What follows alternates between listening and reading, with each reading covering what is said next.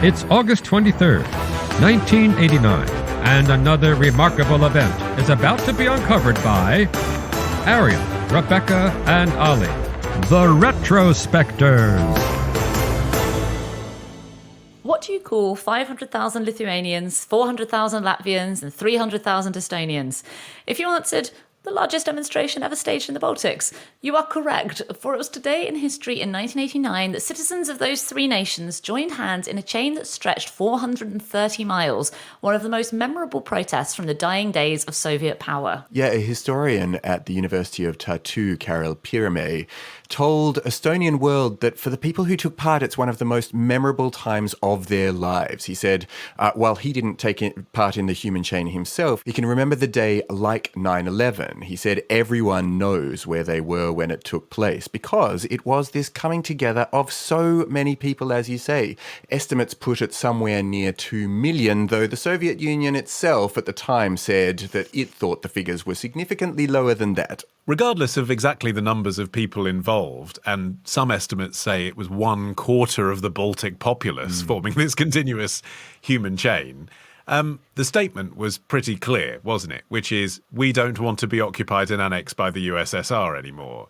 And what's quite interesting about this is that it was permitted by Mikhail Gorbachev. I mean, they knew it was going to happen, and local branches of the Communist Party in each of those countries not only sort of allowed it to happen, but even to an extent facilitated it happening. They filmed it and put it on Moscow TV. They allowed radio stations to coordinate noises, at which point everyone would hold hands at 7 p.m. for this demonstration to take place. Yeah, I mean, nonetheless, state media had vigorously painted the protests as being whipped up by a fringe of extremist nationalists, although the sheer scale of participation, something around 25%, made this a really hard sell.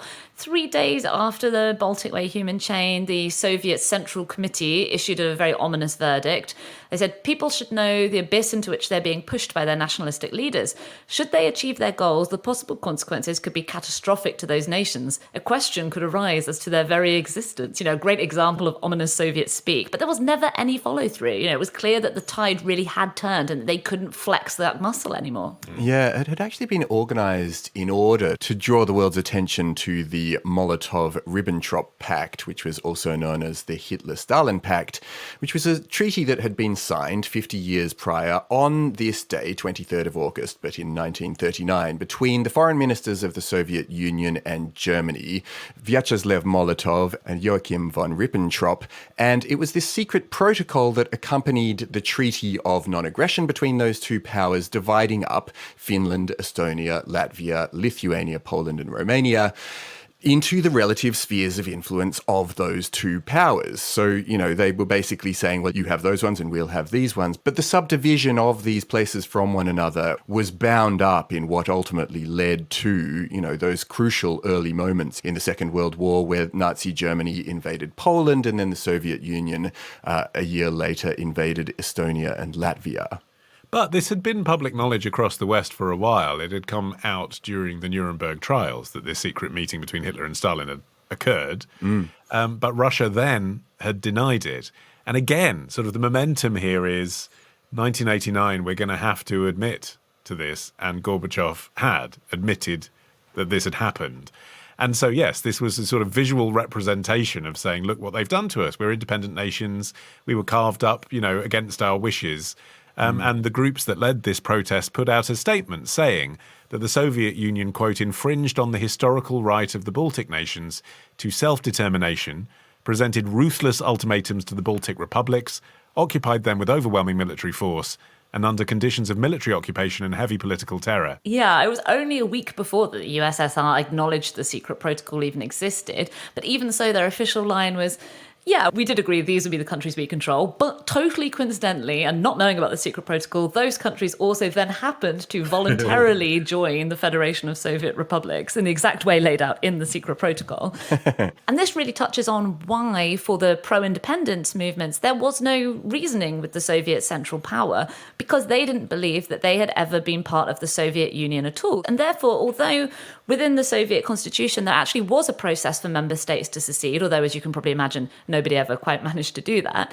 The stance of the pro-independence Baltic movements was, we don't care what concessions or autonomy we're offered, and we don't even want to start going about the process of trying to secede from the Soviet Union, because as far as we're concerned, we're not in the Soviet Union. We are still being occupied by the Soviet army. Yeah, the Communist Party had introduced glasnost, which was the so-called openness policy in government institutions and activities across the Soviet Union. But critics branded it a tortoise crawling towards freedom of speech. You know, people weren't happy with the pace at which this thing was reaching them. And there had actually been some previous demonstrations leading up to this one. In June in 1986, there was a Remembrance Day for the victims of the 1941 deportations. And then each subsequent year, they started building towards the 23rd of August being the date in question that they'd actually try to commemorate as the most significant historical moment from which they could launch their separatist ideals. So,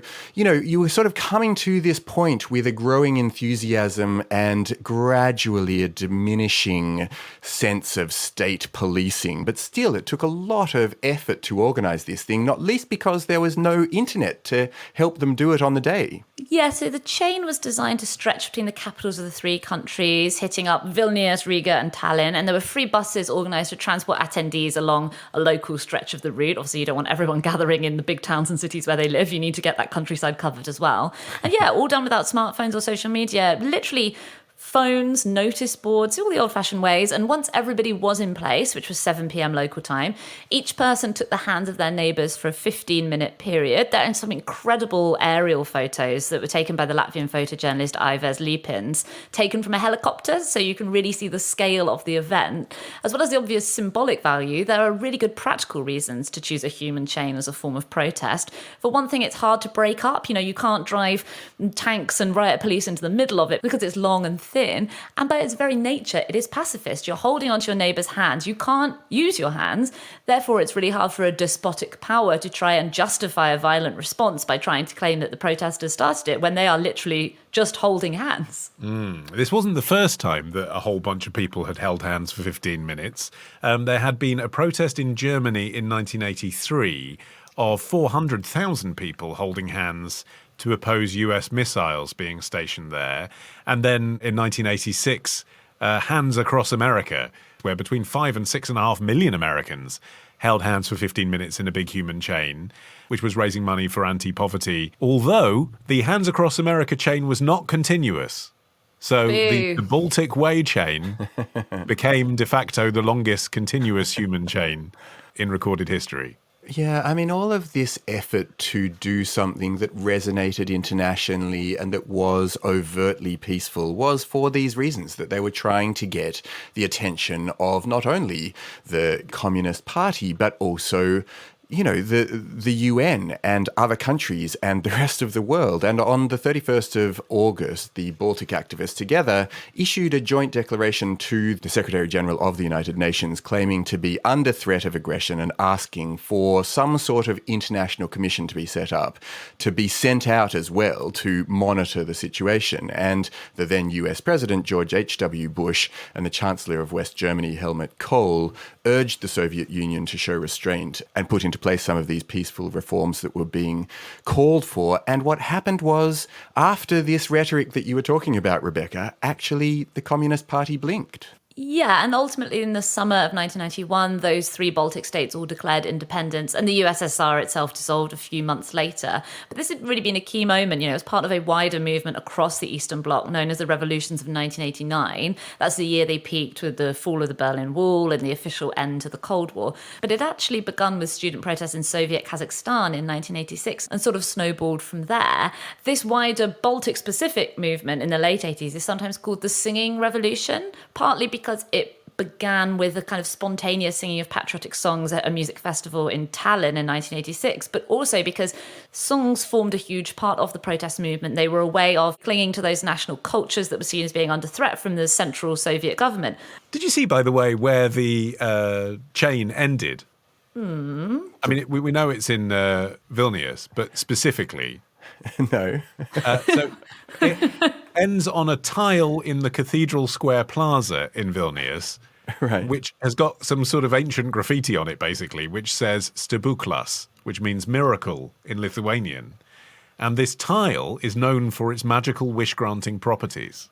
Whoa. So you can still go, and the advice is you are supposed to spin around 3 times clockwise, jump up and clap once, and make the biggest wish that comes from your heart.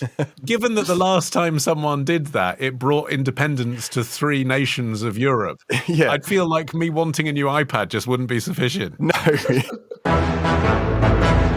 Tomorrow. Foul as it is, hell itself is defiled by the fouler presence of John. Ditch the ads and get a Sunday episode when you join Club Retrospectors.